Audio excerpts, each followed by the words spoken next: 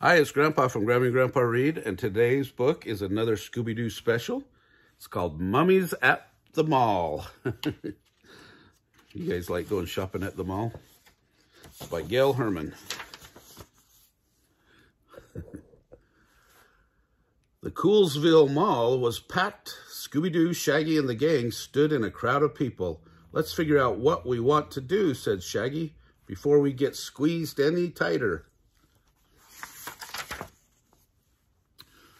All at once, the crowd moved through a set of doors. "Oh," said Daphne, "we're in front of the movie theater.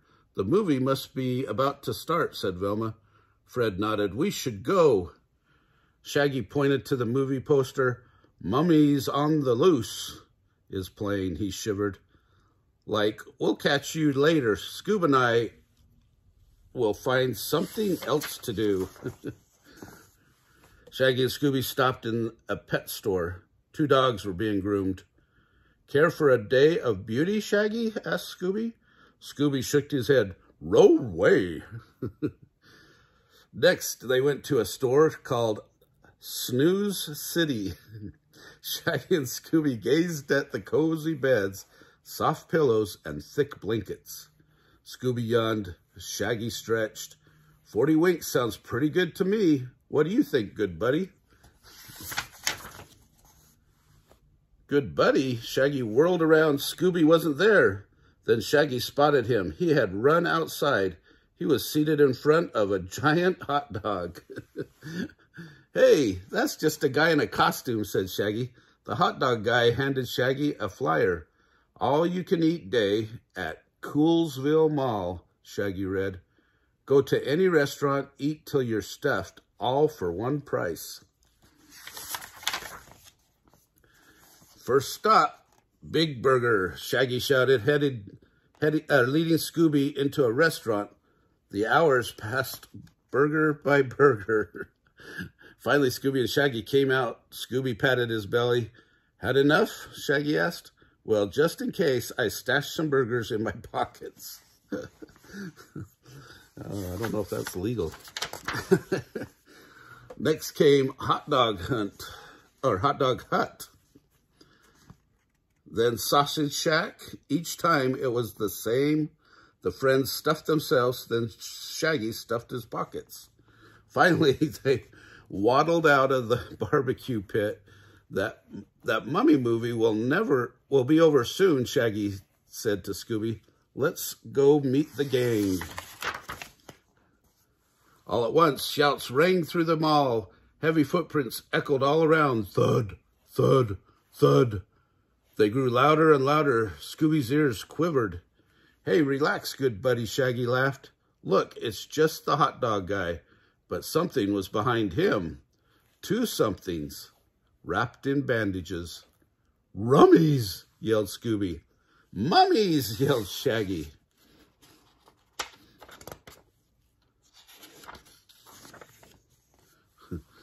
"The mummies were chasing the hot dog guy," Shaggy said.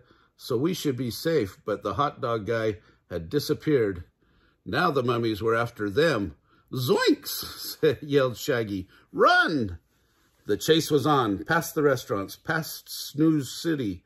There were pillows everywhere. "The mummies must have torn this place up," said Shaggy. They raced past the pet store. The mummies had struck there, too. Shaggy pointed to a sports store. "Let's hide in there." The buddies ran inside. They twisted around to check for the mummies. Crash!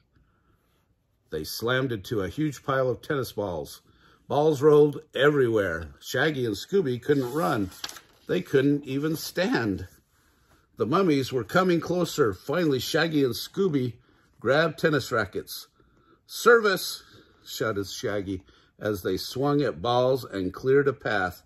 "Now let's go." "Quick," Shaggy called to Scooby, "in here." They raced into Coolsville clothes. They slipped into big coats and floppy hats. "Great disguise," said Shaggy. "The mummies will never find us now." Thud, thud. "Rikes!" Scooby cried. The mummies were smarter than they thought. They were coming toward them. Shaggy and Scooby sped out the door. "There's the gang," said Shaggy. Scooby jumped into Daphne's arms. "Excuse me, sir," said Daphne. "Can I help you?" "You can help us," said Shaggy. He and Scooby whipped off their disguises. "What's going on?" asked Fred. In a flash, Shaggy explained about the mummies, how they made a mess at the pet store and Snooze City, how they chased the hot dog guy, and now we're chasing them. Said Velma, thinking it over. Then Fred wrinkled his nose. "What's that smell?" Shaggy pulled out hamburgers and hot dogs from his pockets. "Leftovers." Just then a pet store worker ran over. "Have you seen King and Queen?" he asked. "Two of our dogs disappeared." "Oh no," wailed Shaggy. "The mummies got them." Thud, thud. "And here they come for us." Velma stepped in between Shaggy and Scooby and the mummies. She held up her hand. "Stay." The mummies stopped. "Wow," said Shaggy, "those mummies are good listeners." They're not mummies," Velma said. "They're King and Queen, and I think they're hungry. They must have thought the hot dog guy was a real hot dog, and the two of you smell like, well," she pointed to the food, "like lunch."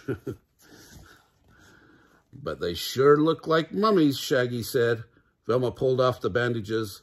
"These are sheets. They must have run into the Snooze City and gotten wrapped up in while they were making a mess." "Poor things," said Daphne. Shaggy looked at Scooby and shrugged. Then he gave the dogs all the food. "There goes our snack," he sighed. "But I'm not afraid of mummies anymore." "Hey, Scoob, how about we get some popcorn?" Scooby-Dooby-Doo. The end. All right. Well, hope you liked that video. Smash the like button down below, the big thumbs up. Give us subscribe to the channel. Tell all your friends. Watch the Halloween playlist and our brand new Scooby-Doo playlist.